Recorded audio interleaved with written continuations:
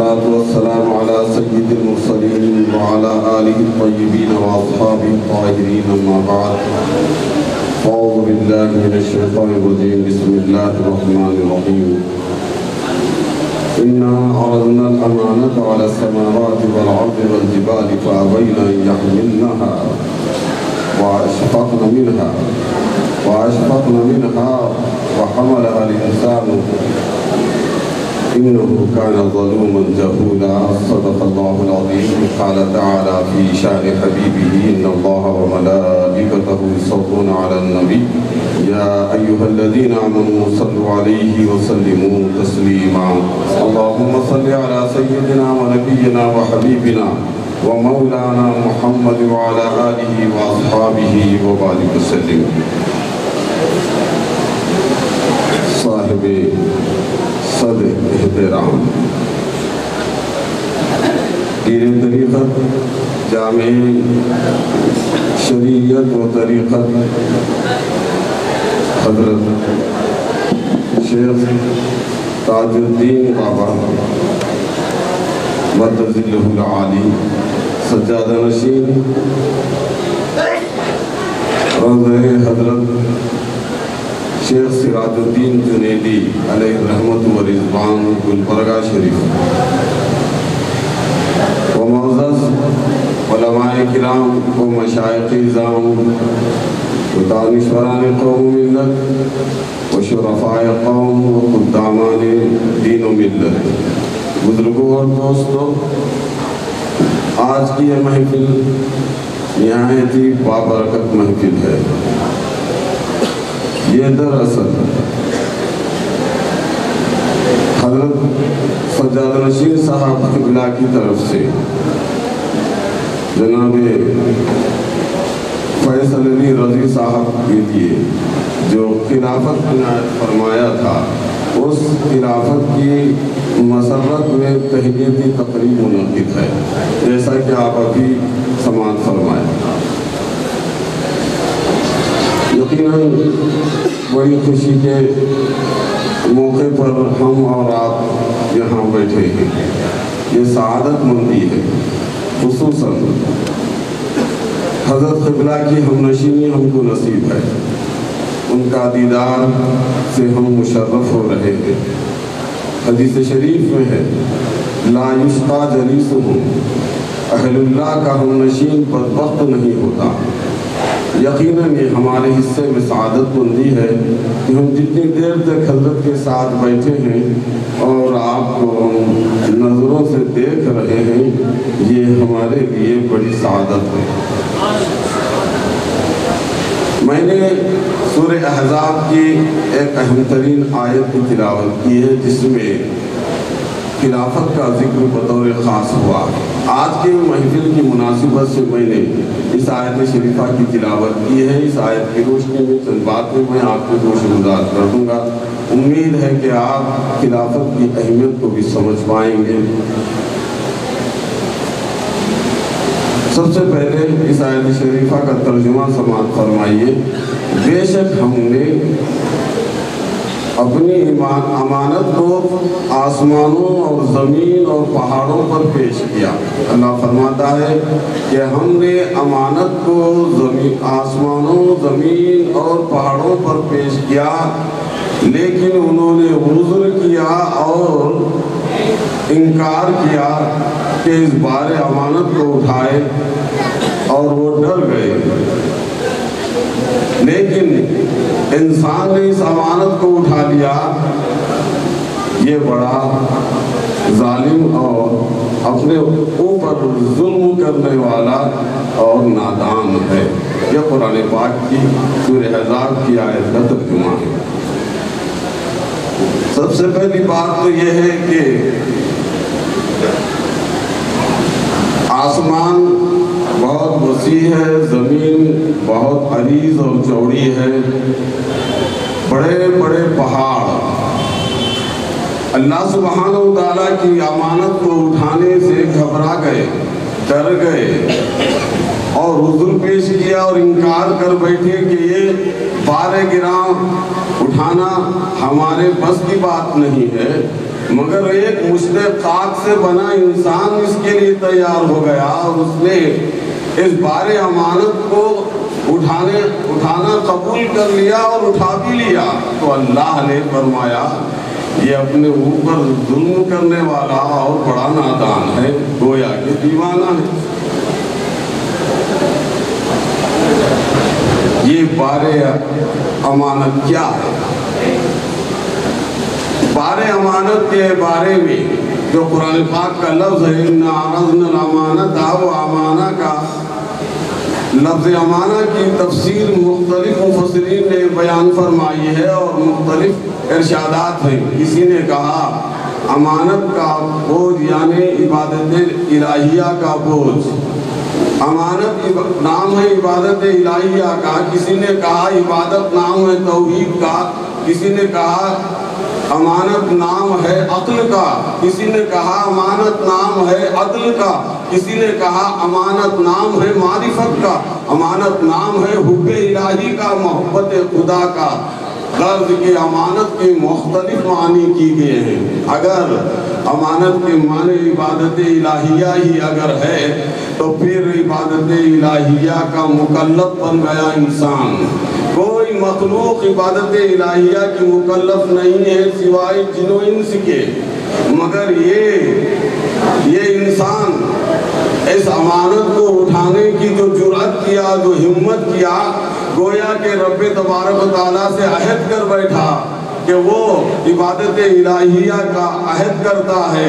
اب اس پر یہ ذمہ داری عائد ہوتی ہے کہ ہر وقت، ہر آن، ہر زمان اللہ کی عبادت میں مشغول رہے۔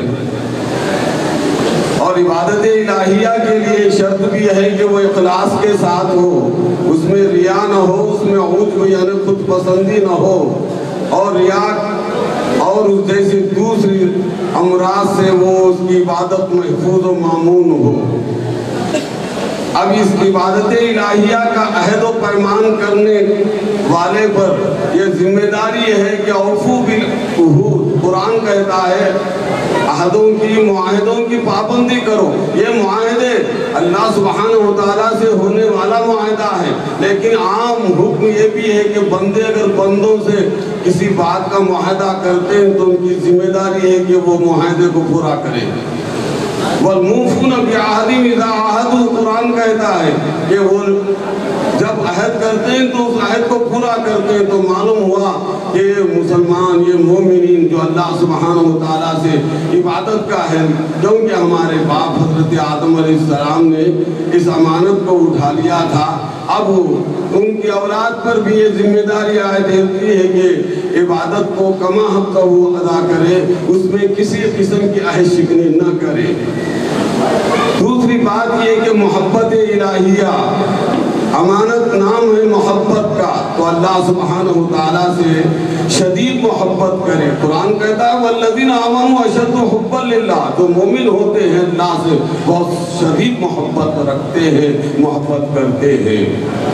اللہ سے محبت، دراصل رسول اللہ سے محبت، اللہ سے محبت، قرآن کریم سے محبت، رسول اللہ سے محبت، سنت رسول سے محبت، رسول اللہ سے محبت۔ جب کئی اعتبارات سے رسول اللہ سے محبت ہے تو یہ گویا کہ اللہ سبحانہ وتعالیٰ سے ہی محبت ہے۔ رسول اللہ کی اطاعت اللہ سبحانہ وتعالیٰ کی اطاعت ہے۔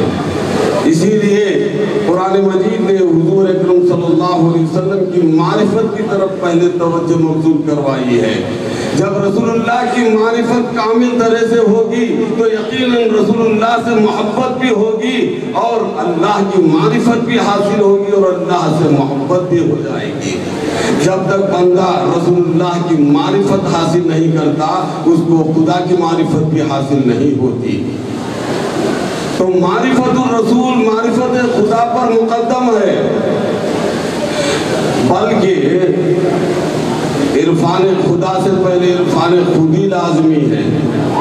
رسول اللہ صلی اللہ علیہ وسلم کی معرفت کو مقدم ہے، پھر اس کے بعد جب معرفت حاصل ہوتی ہے تو رسول اللہ سے محبت بھی ہوتی ہے۔ جب رسول اللہ سے محبت ہوتی ہے تو آپ کی اطاعت کا جذبہ بھی دل میں ابھرتا ہے، جذبہ اطاعت کے ساتھ اتباع کا شوق بھی پیدا ہوتا ہے۔ اگر معرفت میں ناکام ہے تو یقیناً محبت میں بھی ناکام ہے، محبت میں ناکام ہے تو گویا کہ اطاعت میں بھی ناکام ہے۔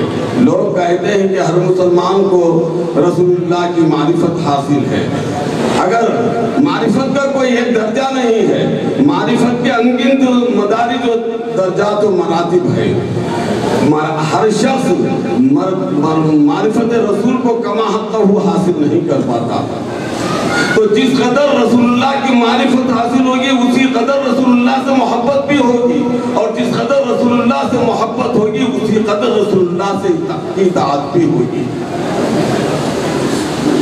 ہر مومن کو رسول اللہ کی معرفت حاصل ہے۔ کسی نے کہا کہ لا الہ الا اللہ محمد رسول اللہ پڑھتا ہے تو گویا کہ رسول اللہ کی پہلے معرفت حاصل ہوئی ہے، تو اگر رسول اللہ کی معرفت حاصل ہوئی ہے ہر مسلمان کو، تو پھر وہ مسلمان جو رسول اللہ کی شان میں گستاخی اور بے ادبی کرتے ہیں تو معرفت کا تقاضا کیا تھا؟ جس قدر معرفت ہوتی تو اسی قدر محبت بھی ہوتی، اور جس قدر محبت ہوتی تو تقاضا یہی تھا کہ ادب و احترام بھی اسی قدر ہوتا۔ جب بے ادبی ہے تو معلوم یہ ہوا کہ محبت کی کمی ہے، محبت کی کمی کا مطلب یہ ہوا کہ معرفت الرسول میں بھی کمی حاصل ہے۔ تو عزیزان گرامی، ابھی خلافت کی بات چل رہی تھی، اللہ سبحانہ وتعالیٰ نے حضرت آدم علیہ السلام کو اپنا جانشین بنایا، ارشاد فرمایا انی جاعل فی الارض خلیفہ، میں زمین میں خلیفہ بنانا چاہتا ہوں۔ فرشتوں سے فرمایا میں زمین میں ایک اپنا جانشین بنانا چاہتا ہوں، تو فرشتوں نے کیا کہا؟ تجعل فیہا من یفسد فیہا ویسفک الدماء، اے مولا کیا تو ایسے کو زمین میں اپنا جانشین بناتا ہے جو خون بہاتا ہے اور فساد کرتا ہے؟ اللہ سبحانہ وتعالیٰ نے فرمایا جو عالم الغیب والشہادہ ہے، انی عالم ما لا تعلمون، میں زیادہ جانتا ہوں تم نہیں جانتے۔ اسی پر فرشتے نادم ہو گئے، عرض کیا سبحانک لا علم لنا الا ما علمتنا انک انت العلیم الحکیم۔ عزیزان گرامی، فرشتوں کو اعتراض اس لیے ہوا کہ انسان کی ظاہری حالت فتنہ فساد کی ہے، انسان کی فطرت میں فساد ہے، بگاڑ ہے، شر ہے، نتیجتاً یہ زمین میں جائے گا تو فتنہ پیدا کرے گا، خون بہائے گا، فساد کرے گا، گنڈا گردی کرے گا، دادا گیری کرے گا۔ اس لیے فرشتوں نے ان کی ظاہری حالت کو دیکھا اور اعتراض کر بیٹھا، لیکن ان کی باطنی خوبی اور کمال پر ان کی نظر نہ گئی۔ اگر انسان کی باطنی خوبی اور اس کی کمال پر نظر جاتی تو فرشتے ہرگز یہ اعتراض نہ کرتے کہ یہ ایسے کو تو زمین میں اپنا خلیفہ بناتا ہے جو کہ زمین میں فساد پھیلائے گا اور خون ریزی کرے گا۔ دراصل انسان عناصر اربع کا مرکب ہے، آگ، پانی، ہوا اور مٹی، اس میں سے ہر ایک کی خاصیت الگ الگ ہے۔ جب عناصر اربع سے انسان مرکب ہے تو اس میں انہی عناصر کی بدولت اس میں چار اوصاف بھی پیدا ہوتے ہیں، ایک حیوانیت ہے، سبعیت ہے، شیطنت ہے، ملکیت ہے، یعنی انسان میں حیوان جیسی صفت بھی ہے، انسان میں درندہ جیسی صفت بھی ہے، شیطانیت بھی ہے، اور اس سے آگے بڑھا تو خیر میں فرشتے کی صفت بھی ہے۔ لیکن یہ تمام صفات اگر حد اعتدال میں رہے تو یقیناً وہ انسان بن جاتا ہے، ایک حقیقت واضح ہو جاتی ہے، وہ حقیقت انسانیہ ہے۔ یہ حقیقت انسانیہ یہ چاروں سے بھی افضل ہے، یعنی جو انسان ہوتا ہے وہ حیوان سے افضل ہوتا ہے، وہ درندے سے افضل ہوتا ہے، وہ شیطان سے افضل ہوتا ہے، بلکہ وہ فرشتے سے بھی افضل ہوتا ہے۔ تو انسان کا مقام فرشتے سے بھی افضل ہے۔ فرشتوں نے حضرت آدم علیہ السلام کی ظاہری حالت پر اعتراض کر بیٹھا، لیکن اس انسان کے اندر جو صفات ہیں وہ صفات اگر حد اعتدال میں رہے اور افراط و تفریط سے بچے رہے تو یہ بہت بہترین ذات ہے جو انسان کہلانے کا حق رکھتا ہے. تبھی تو اللہ سبحانہ و تعالیٰ نے اپنی خلافت کے لیے اس کو منتخب فرمایا ہے. عزیزان گرامی، جس طرح عناصر اربع سے انسان کی ترکیب ہے، اس کے اندر اوصاف اربع بھی پائے جاتے ہیں. جس طرح ایک انسان کے اندر اخلاق اربع کا بھی وجود ہے، یعنی 4 خلق پائے جاتے ہیں: خون، صفرا، سودا، بلغم. یہ 4 چیزیں انسان کے اندر پائی جاتی ہیں. اگر کسی ایک خلق اگر حد اعتدال سے آگے بڑھ جائے یا افراط و تفریط کا شکار ہو جائے تو انسان بیمار پڑ جاتا ہے، آدمی بیمار پڑ جاتا ہے. اگر یہ 4 اخلاق حد اعتدال میں رہے اور افراط و تفریط سے بچے رہے تو انسان صحت مند رہتا ہے. اسی طرح وہ اوصاف اربع جو انسان کے اندر حیوانیت اور صفائیت اور شیطنت اور ملکوتیت ہے، اگر یہ حد اعتدال میں رہے تو انسان سے شر نہیں ہوتا، کوئی فتنہ اور فساد نہیں پیدا ہوتا. غرض کہ خلافت کوئی معمولی چیز کا نام نہیں ہے اور کسی نااہل کو خلافت نہیں دی جاتی، اہل کو جانچ کر خلافت دی جاتی ہے. اس لیے اللہ سبحانہ و تعالیٰ نے بظاہر فرشتے، متقی، پرہیزگار، ان سے کوئی حکم کی خلاف ورزی نہیں ہوتی، ان کو اپنا جانشین نہیں بنایا بلکہ انسان کو جانشین بنایا جس میں متضاد صفات پائے جاتے ہیں. لیکن یہ حد اعتدال میں رہنے سے وہ انسان بن جاتا ہے تو نہ صرف انسان بن کے انسان کامل اور انسان اکمل بن جاتا ہے. جب انسان اکمل بن جاتا ہے تو اس کی شان میں یہ عرض کیا گیا، وہی انسان کامل اور انسان اکمل کے بارے میں خود حضرت جبریل نے کہا، اگر ایک سر موئے برتر پرم فروغ تجلی بسوزت پرم. معراج کے واقعے میں ہے کہ اگر میں بال برابر بھی آگے بڑھ جاؤں تو تجلیات ربانیہ یا تجلیات رسالت کی وجہ سے میرے پھل جل جائیں گے. تو یہ مقام و مرتبہ انسان کامل کو حاصل ہے. غرض کہ عزیزان گرامی، آج کی مجلس بڑی مبارک مجلس ہے اور بابرکت مجلس ہے. یہ دراصل حضرت سجاد رشید صاحب قبلہ کا یہ ایک مشن ہے جو وہ ایک عرصے سے خانقاہوں کے قیام اور مدارس دینیہ کی بنا کے قائل ہیں. چنانچہ میں دیکھتا آ رہا ہوں، جب سے بھی میں حضرت سے وابستہ ہوا ہوں تو میں جب سے دیکھ رہا ہوں کہ حضرت قبلہ ہمیشہ ہی سے جہاں یہ خانقاہ تعمیر کرنا چاہتے ہیں وہاں ایک مدرسہ بھی بنانا چاہتے ہیں. ظاہر ہے کہ علم و حیات الاسلام، علم و اسلام کی زندگی ہے، اسی علم کی اشاعت کے لیے مدارس کی ضرورت ہوتی ہے. اگر مدارس نہ ہو تو مسجد میں مصلیاں نہ رہیں اور خانقاہوں میں یہ صوفیہ نہ رہیں. اس لیے حضرت قبلہ کی نظر یہ ہے کہ علم ظاہری سے پہلے آراستہ ہونی چاہیے. اس لیے وہ علوم شریعت سے پہلے آگاہ کرنا چاہتے ہیں، اس کے لیے مدارس کو قائم فرماتے ہیں اور ساتھ میں خانقاہوں کا بھی قیام ہے. چنانچہ کولار میں بھی میں نے بڑا ادارہ حضرت کا بڑی خانقاہ کو اپنے بصر و چشم دیکھا ہے. بنگلور میں بھی 2-3 خانقاہیں ہیں، حیدرآباد میں خانقاہ ہے اور بیدر میں اور بیجاپور میں مختلف. محبوب نگر میں خود یہاں محمود صاحب تشریف فرما ہیں، ان کی نگرانی میں وہاں حضرت کی غیر موجودگی میں وہاں پر وہ خانقاہ کا کام تزکیہ قلب کا ہے، تزکیہ نفس کا ہے اور تعلیم قرآن وغیرہ کا اہتمام ہوتا ہے. یہ حضرت قبلہ کا ایک مشن ہے جو اس جاری ہے اور یہ یقیناً وقت کی ضرورت بھی ہے. آدمی تعلیم یافتہ ہونا کافی نہیں ہے، عالم ہونا کافی نہیں ہے، بلکہ علماء کو بھی شیوخان طریقت کی ضرورت ہے، کیونکہ ظاہری علم سے یہ خدشہ پیدا ہوتا ہے.